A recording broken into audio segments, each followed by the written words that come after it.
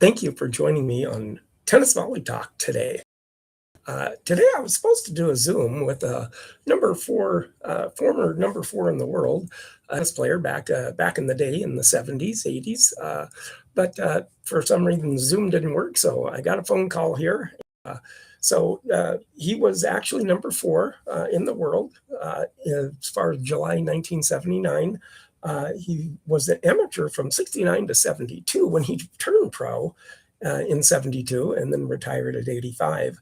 A lefty, a widely lefty that was known back in the day for one of the fastest serves in his time.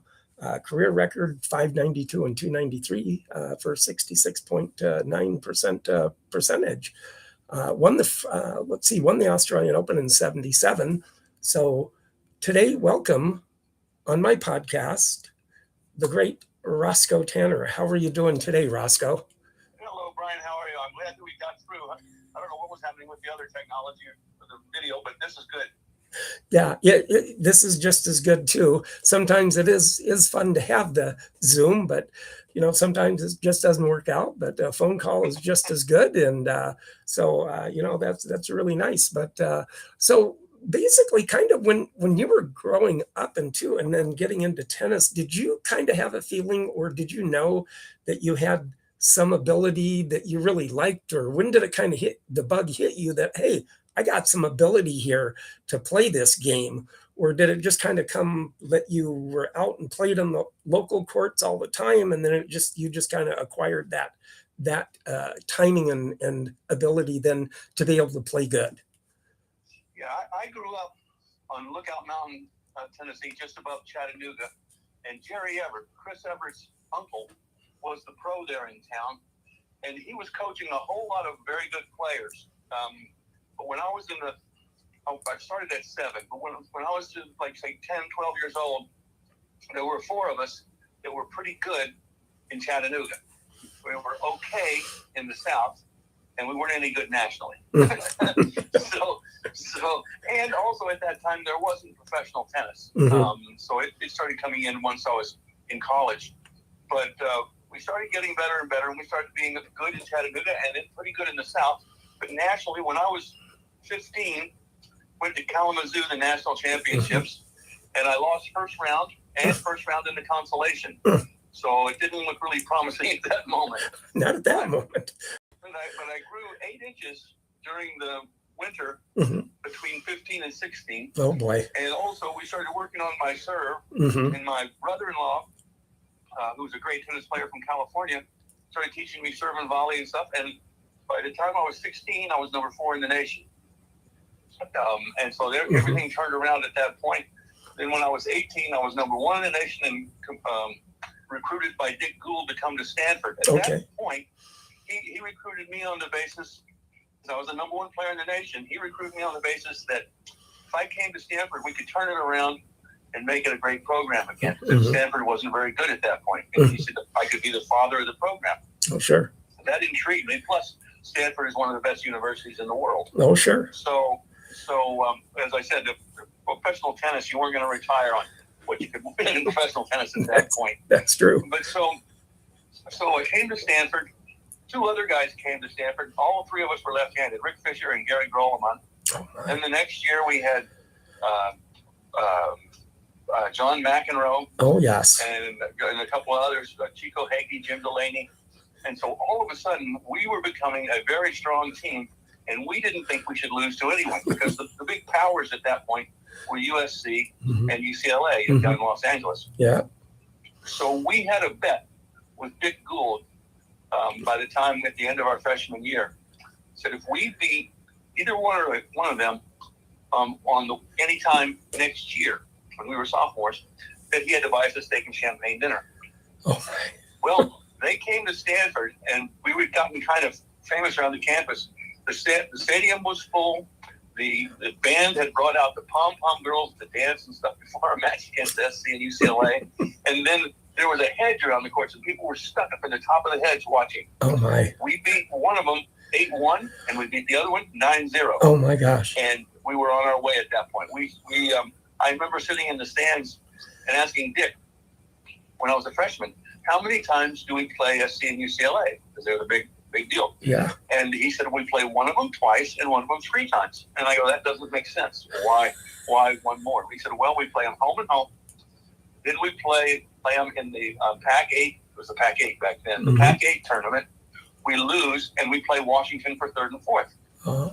And my immediately comment was, do we have to lose? And he said he never thought of that. You never thought of that one. But we came in planning to win. Because where I went to high school, Baylor, we were a national championship high school team. And so we weren't used to losing to anybody. Oh, sure. And so we came in with not necessarily a cocky attitude, but an attitude that we weren't going to back off from anybody. Oh, yeah. And is that time whenever your serve was starting to really come in really good at the time? Yes. At Stanford, I really had a big first serve. And what Dick Gould did was he said, well, Roscoe, when you hit your big first serve, nobody gets it back, so you don't get any practice on volleys. So he wouldn't let me in practice. In the main matches, yes, I could do it. But in practice, I could only serve second serves. Oh, okay. Which made my first volley get better. Oh, sure. So then by the time I graduated or left Stanford, I had a good first volley also. And that's what really paid off for me. Because when I was playing in the pros, a lot of people say, well, Roscoe didn't have that many aces. Well, the bottom line was I wasn't going for aces.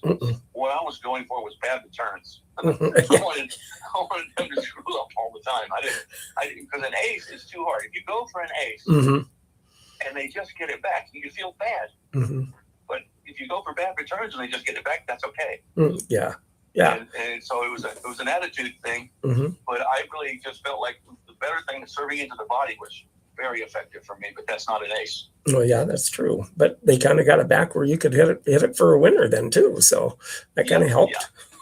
Yeah, and against these big, long, tall guys today, I would think the body serve would be the best you can do because they love to reach. If you let them extend their arm and hit the ball, it's going to come back as hard or harder than you hit it to them. Oh, absolutely. Case in point with center or anything like that. If he gets stretched, he can pound that forehand. Or it's coming back. Yeah. It's coming back and harder than you hit. Yeah, or Zverev or like that. But boy. All of them are like that. I mean, The one that's exciting to me, though, is this Arthur Ferry. Yes. Oh, my gosh. He's a Stanford guy. Yeah. I'm partial to him, but he's doing some amazing things. And what I like about his game is it's very simple. You don't see complicated strokes. It's not all twisty around and stuff. It's very straightforward. And I think a lot of the guys can't handle it because he just does hit it straightforward. Yeah. I mean, and he seems to just know right where to go on the court to hit these volleys in quick. And really quick. And so, Zverev might have a little bit of Zverev probably will win, but he's going to have a tricky guy on his hands. He's going to have to play very well. He may beat Arthur, but I'll tell you what, it's not going to be easy. Yeah, not going to be easy. And of course, then the Djokovic has just as much of a challenge right now with getting center. Yeah. So he's going to have to really kind of regulate how he plays his game in order to match up with Sinner's power. So, but also, I think one of the big things that's on Djokovic's side is it's supposed to be hot tomorrow. Whatever it is. Yes, it's supposed to be hot. If it's hot, that's a negative for Sinner. That is true. He does tend to get a little bit tired in that hot weather like that. Yeah, and he might not finish it. I mean, Djokovic is a whole lot older. But he can handle heat pretty well. Oh, he can. He certainly can. And then on the women's side, of course, Coco Gauff and Kostek and then we have Gauff lost. Yeah. Gauff lost. Yeah. I mean, so how about that? And Machova. That tiebreaker was the most unbelievable back and forth thing I've ever seen. Oh my gosh. And they talked to her about it, and she said, "Yeah, every 10 seconds I'd either be up set point or down, or match point or down a match point." Yeah, back and forth. Yeah, and Machova is just such a good player anyway, too. Yeah, and she's very smooth. She sort of plays a classic game, but she has a much bigger forehand than I thought she had. Oh yeah, she can rip the ball. Oh, absolutely. And with that, it's just one time I had the privilege of just actually being able, it was right after the Nadal Federer match that would happen in 2008. And I managed to had a trip to England for an anniversary at one time. And so we flew in there, and we took the train to the King's Cross station. We took the Piccadilly to the district, and the district to Wimbledon. And then I was able to go see the museum because they were still cleaning up the grounds. But I saw a little bit of the front part of Wimbledon, and it was really, really an enjoyable thing to go to see that part of it too. So I had that little bit. What I think about Wimbledon that's amazing. You can be there even when the event's not on, and you can feel it. Yes. And I think there's probably 3 or 4 venues in the world that are like that. One would be the Masters at Augusta. Another one's the Indianapolis 500. Oh, yeah. And another one is probably the Kentucky Derby. Oh, God, yeah, and you feel it, even if you're not there. You walk around the grounds, you feel it. You feel it, absolutely. And with that, too, I mean, you also, having the opportunity then, not only that you did win the Australian in 77, you were 4th round in French Open in 78, and then the finalist at Wimbledon now in 79 against the powerhouse Borg that just never lost. Yeah. But the night... I mean, when I walked on the court against him, Dennis Ralston, my coach, and Pancho Gonzalez before had given me a game plan that we felt that I could play that would work. Make the points short, come in, but don't come in deep. Come in on a short approach shot and volley off an angle. Yeah. And it almost worked. Almost. I know. And it was so amazing because I had a friend of mine that was my doubles partner, which happened to be a lefty also. And he was my doubles partner, but I would spend the night with him that night. And we woke up for breakfast at Wimbledon to watch your match. And that whole 5-set thriller all the way through was just unbelievable. You know what's funny about that match? That was the first live Wimbledon. NBC had decided to go live with it. It was the first time ever. And Wimbledon, when NBC booked satellite time, they planned, like say the matches start at 2. They booked the satellite time at 2 o'clock, and the first 10 minutes are them talking and doing different things about telling what's going to happen, and then the match starts. Well, they didn't realize that Wimbledon says when the match starts at 2, that means the first point is in the air at 2. At 2, on the dot. On the dot. You go out 10 minutes before, and then you start at 2. Yeah. And so Donald Dell, my agent, came into the locker room and said, Don Omeyer with NBC are in trouble. And I go, well, what's the problem? And he goes, and he explained all that to me. And he said, so can you delay the match and start 10 minutes late? Oh, God. And I said, Donald, I've been trying my whole life to get to this final. And if I delay things, I'm going to get point penalties. And why doesn't NBC just talk to Wimbledon? Oh, yeah. He said they tried. Wimbledon said no. Oh, my gosh. So Donald left, and I went, I think maybe there's a way. So when the guy came to get me, the guy named Leo, he's a little Cockney guy that's about 5 feet tall, locker room attendant, and he said, Mr. Tanner, let's get. And I said, oh, no, I think I got to go to the bathroom, Leo, just a minute. So I go and sit in the stall. I don't go to the bathroom. I'm just sitting on the toilet, and with the door locked. And he keeps going, Mr. Tanner, we've got to go. Leo, I'm not quite ready yet. And so I watched my watch until I got about 10 minutes after. Then I went out. Oh, my gosh. So it all works out that they didn't miss any games. But it was a funny thing because in that locker room, when it's the final, it's unbelievable. There's only you and the other guy and your coaches.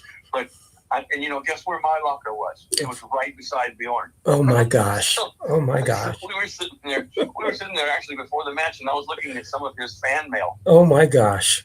So, but we were right together for the whole 2 weeks. But it didn't seem to matter until the last day. Here's a locker room that's supposed to hold 100 people, and there's only 2 of us in it.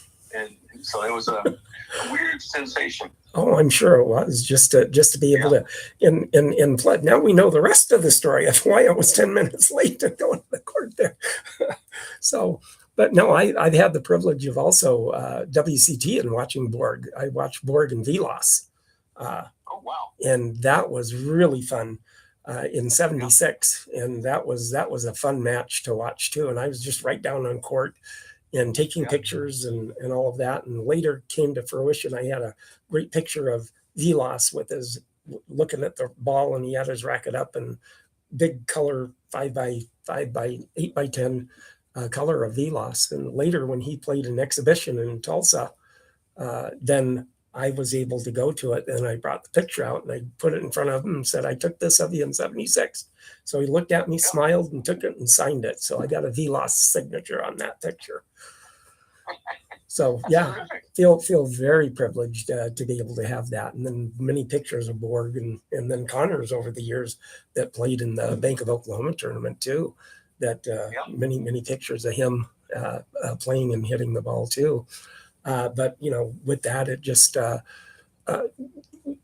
amazing in itself, though, to be able to have that way of waking up and having breakfast at Wimbledon and watching you and Borg play, and knowing that I'd seen Borg before. So that was really kind of cool in itself too.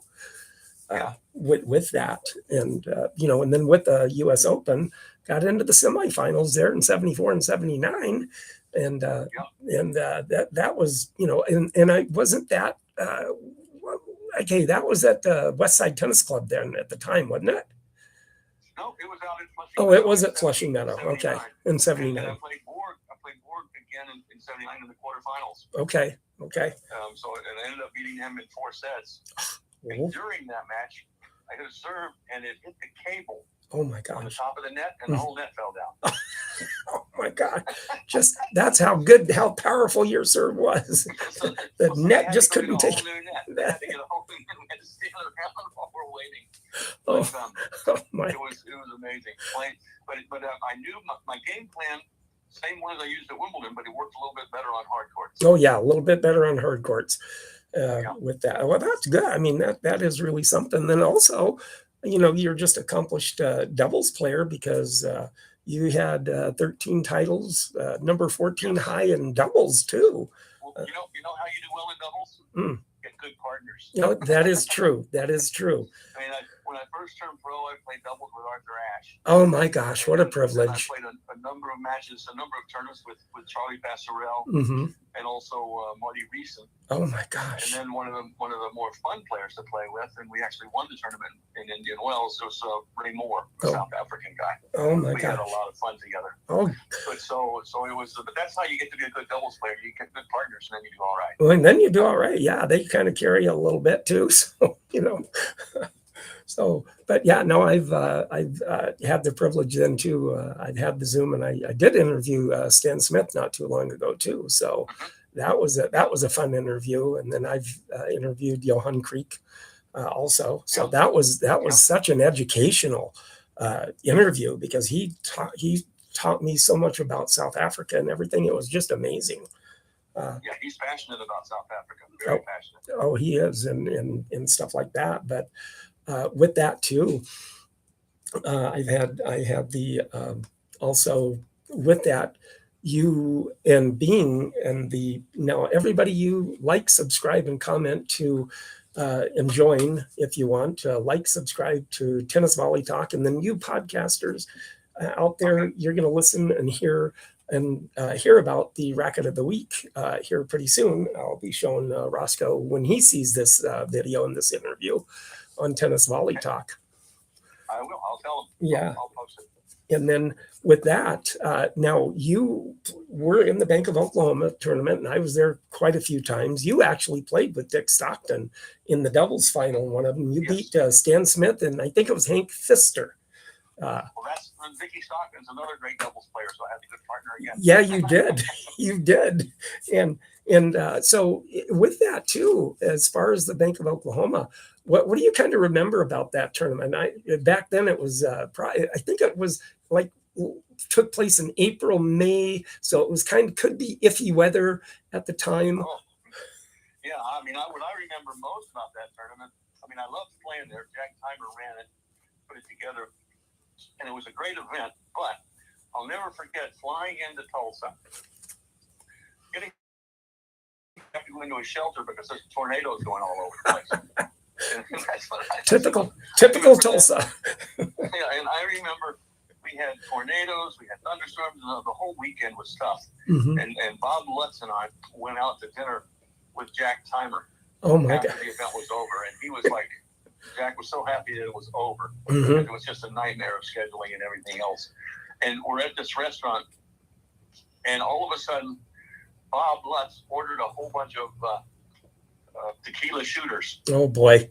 And I'd never had them before. Oh, boy. So all of a sudden, I had several of those, and whoa, I didn't know where I was anymore. Yeah. The next day, we were supposed to fly out of Tulsa, Bob and I, to Athens, Georgia, to play an exhibition. Oh, my goodness. And we both had unbelievable hangovers. Oh, I'm sure. But that was the day that Eastern Airlines called it quits. Oh, my We were gosh. booked on Eastern, and all of a sudden, our flight was gone. Oh, my We were gosh. like, oh, no, how are we going to get to our exhibition that was supposed to play that night? And so Jack arranged for the tournament sponsors to give us a plane. Oh, my And we gosh. flew on their private plane to Athens. We both felt terrible.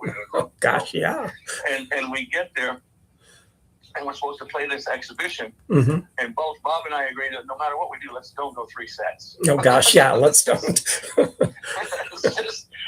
And sure enough, I won the first set. Oh, boy. And Bob played right out of his mind and won the second set. And I'm going, Bob, what you do that for? You know. And so I said, I don't care if I win. I'm going to run you from corner to corner for the rest of this night. And so that's what I did. But it was, I mean, we had fun down there.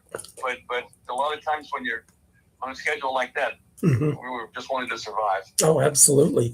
And I actually, whenever you see this podcast, if you take a look at it, you're going to see I got a picture of you that you're just got off the court. You're smiling at me really big here with this picture, and single picture of you. And it was back in '84, I believe that was. And then you're talking after your doubles win to one of the announcers there this picture.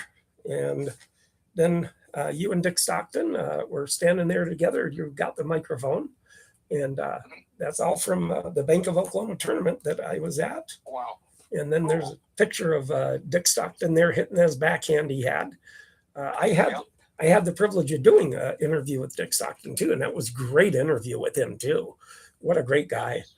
Yeah, he's a good guy. And then there you are kind of hitting the volley coming up there, and he's waiting for something at the net there. So kind of the little flashback of Bank of Oklahoma tournament there for you. Yeah. Cool. And I just was back in Tulsa. I helped a friend move there. And so one of the local tennis facilities there, La Fortune Park, that now is the big main hub for everybody to go play tennis at now with all the leagues and everything. But I was able, and I had the funnest time I've ever had. And this you'd probably like too, because what they ended up having was a small half-day doubles tournament, and you had to wear Wimbledon white, and it was with the old wood rackets. So I was hitting with a VOLLEY racket. Oh, that's cool. And I've seen a couple of those, and a couple around here at some of the country clubs. They'll have all whites, and you have to play with wood rackets. The hard thing is to find the wood rackets. That is true. And I had my VOLLEY, and my serve was like unbelievable with the people were going, how are you serving so good with that? I'm going, I just have a very natural flow with my serve. And it just kind of worked because that's a heavy racket, and my elbow and arm all the way back. And then when I come through, I was meeting it really good. And I was getting some of those guys to run for their money with that. So it was a fun little thing. That's great. Yeah, it was so fun to be able to do that and everything. But with that too, you have now everybody there going to see the racket of the week here. Actually, this is a Spalding racket. It's white and red here. It's called the Young Pro. So it could be very made for like a young child or something like that. But it's called the Young Pro. It's a Spalding racket. And it's still a very sturdy racket. It still has the original strings in it that are actually from probably from the sporting goods store, or strung from Spalding and sent to the sporting goods stores. And it still has the original strings in it too. But it still does have, and I don't know if you know anybody out there that may not know the history of some of this stuff here, is that with the old wood rackets, and I don't know if you know, but with the because the rackets were made in layers and they were glued together. Right. Laminated, yeah. And then, so with that, you have the ribbons at the bottom part of the racket around the racket. Now, those ribbons started in about 1940s, lasted until about the 70s, until aluminum rackets came into existence. But the reason why they did that is to keep and thinking that the wood would come apart and come unglued. So that's why they put the ribbons around there. And hold it together. Yeah, and to hold it together. I did not know that. Yeah. And then you have the little small strings that are above and below the main strings. And those were called knots and smooth, but it was called trebling, which was the precursor to the string savers that they have nowadays. And stuff. And then that's what they used to keep the strings kind of together from rubbing together as much. But that's where that came from. And that was early 19th century, 1920s. That lasted all the way up until about the 70s, until the strings got better, with the gut or the nylon or the synthetic gut and all that were the nicer strings that they came out with. So then that kind of went to the wayside because of that. And then they came out with the string savers, the rubber string savers that they have now. So the dampeners. So, but that's kind of the little history of that. But this racket's still a Spalding racket, still very good shape. You could probably hit maybe a couple of little light volleys with it. You wouldn't want to try to serve with that. You wouldn't, because you'd probably break it with your serve. That's funny. I did have that happen to me. I was trying out a contract play with Slazenger rackets, and they were kind of thin in the throat. And I was down in Puerto Rico, and I went to serve, and the head fell off. Oh my gosh. It's so crazy. I guess we can't do this contract. Oh my God. Oh my goodness gracious. But I had done a interview with Jack Timer too. And he was telling me that for whatever reason, for Tulsa to have that kind of an event, there should have been no reason that small Tulsa would have that kind of event for that many years with the players that they got. Like Pat Dupree and Eddie Dibbs and you and Dick Stockton and Jimmy Connors. And well, I think Jack was the guy that made it all happen. And a very good friend of his, and I forget what his name was, but it was an oil company that put up a lot of the money. And that was the private plane that Bob and I flew to Athens on. It was from this oil company. Sure. But they were good friends with Jack, and they loved the tennis, they loved the game. Oh, yeah. And so they had plenty of money to put out for the players. And they did. And then that's what got the amount of players that Tulsa was able to get, now and stuff. But with that, now AJ Spalding, it was founded in 1876 by Albert Spalding out of Chicago. He was a pitcher and manager for the Chicago White Stockings back in the day.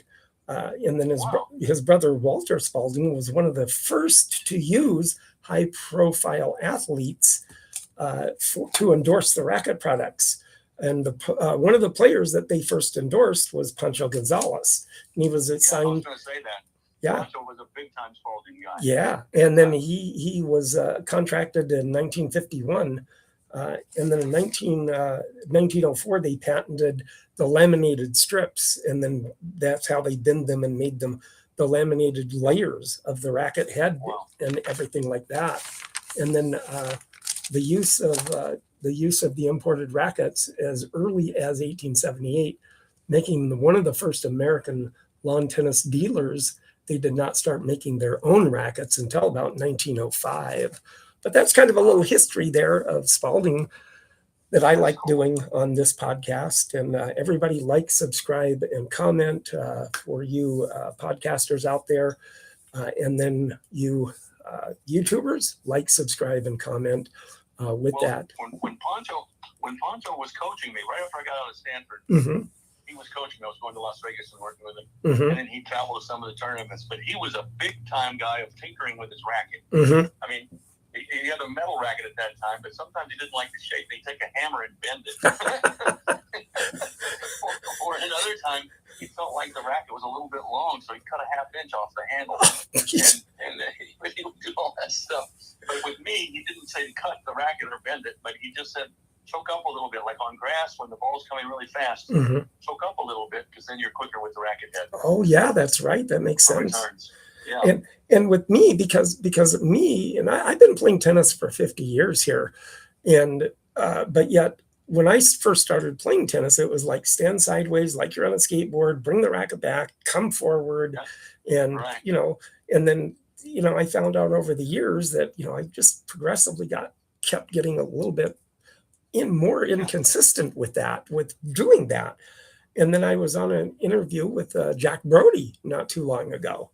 And then he introduced me, and how he ended up doing it is using the 45-degree angle to the net post and doing 45-degree angle. And then where does that stroke go? Right in your hitting zone now. And it makes it a lot easier to hit the stroke. And stuff. And so it was amazing when I said, wow, gee, I never saw that. But boy, I started implementing it, and I started hitting a lot better and keeping the ball in. So it just made me satisfied to be able to do something like that and put it to fruition for me. So that was a fun thing, and it made me excited, like, oh wow, I'm getting the ball in now. What an idea. It's going in, and I'm hitting a forehand and it's staying in, not going out at all. So, and with that too, I've had such an opportunity within my tennis career to be able to not only be at the Bank of Oklahoma tournament for the 10 years that I've taken pictures, 35 millimeter pictures that I've taken, but also I've had the opportunity to have, and I was at an exhibition, I had taken like Ili Nastasi and the late Vitas Gerulaitis. I have pictures of him hitting the ball, and that's cool. The guest hitters were not only then Vince Van Patten and Dean Paul Martin Jr. Oh wow, you've got an amazing collection there. Yes, and that's why cool. that is such a wonderful thing to see. Because, having not only Vince was on the tour for 10 years, and I think Dean Paul was on it for a little bit, but he went off into the Air Force and all that. And then that thing happened with him. But, right. Yeah. But it was, that's a dangerous flight pattern out of the Palm Springs airport over those mountains. Oh yeah. Oh, I'm sure it is. And with that too, I kind of befriended the guys that were putting the court together, and they invited me back, and then I was in the dressing room, and they both came in, and I tried to get a picture of the two of them to say, look at each other like you hate each other. And they couldn't keep a straight face to save their life. And so I was able to take pictures of them all through. I was sitting right on court taking pictures. So, and being able to see that pure volley of Vitas, and also taking a picture in '78 when Vitas won the World Championship tennis. And I have a picture of him holding the trophy and his dad looking at him, smiling. Oh, wow. And that's cool. So, some very treasured pictures. So, somewhere or the other, when I go, those pictures are going to have to go to a tennis player somewhere. I don't know who, but so they can preserve them. Yeah, well, they're amazing. It's an amazing collection that you have of all those players. Yeah, it is. And it's just been a fun thing for me because of the fact that when I started this podcast, I was just kind of, I want to do a podcast because I'm a tennis player. I like it. But it has turned into so much more of a grassroots podcast, because not only do I get to hear the journey of these players that I've interviewed, but it just the history that you guys paved the way for the young people now. And just like Agassi and Sampras paved the way for the younger, and then just like then Djokovic and then Nadal and Federer, they paved the way for them, and then now they're paving the way for the Sinners and Alcarazes, and that it's like just before me. I mean, you had the Lavers, the Rosewalls. Mm-hmm. And I played with them because they were at the end of their careers. Mm-hmm. The Newcomb, Roach, Smith, Lutz, mm-hmm. Ash. Oh yeah. The list as Solly. Emerson. Mm-hmm. The list in the locker room was who's who of tennis. Oh yeah, that's right. And with me to be able to just have the opportunity and just hit the email and then hope for the best. And that's what happened with you. You kind of looked at, well, wait a minute, what's this odd? He's not looking for giving help on the serve. And that's so appreciative to be able to do that also. I'll never forget when I first started working with Dennis Rolson. Poncho was going to start staying home, so I started working with Dennis. And the funny thing is Poncho used to coach Dennis. But so I go to Dennis, we're working on some forehands and backhands and some different things and volleys and stuff. Then he says, okay, now let's work on the serve. And I said to Dennis, no, I don't want you to work on my server. He goes, what do you mean? I said, well, you hold the record for double faults in Davis Cup. I don't want it. And he started laughing. He goes, I guess you're right. Oh, my gosh. And so he left my serve completely alone, not strategy-wise, but just he didn't want to change any of the swing. Yeah. Oh, but strategy-wise, Dennis was unbelievably smart at the things to do and how to play. Oh, sure. Absolutely. Yeah. And with that, I mean, if you happen to have that, any emails that I can progress with my podcast and email out and give the invite to people, just be sure you got my number. You can text me or whatever. It does help grow my podcast, and then I'm more than welcome to send out the invite to the guys that you lead me to. Would be wonderful with that. And then with that too, I have actually when you watch the podcast, you're going to see a poster that I have in the back of my shoulder here. It's the greatest tennis show on earth, and it was from the Denver Tennis Club. And Gonzalez, Parker, Tilden, and Rogers played in that exhibition. They were doing that barnstorming tours. Yeah, the barnstorming tours. And I think it was like $1.50 for kids. 50 cents for kids, $1.50 for adults. And if you wanted to sit courtside, it was a whole $2 for courtside. All at once.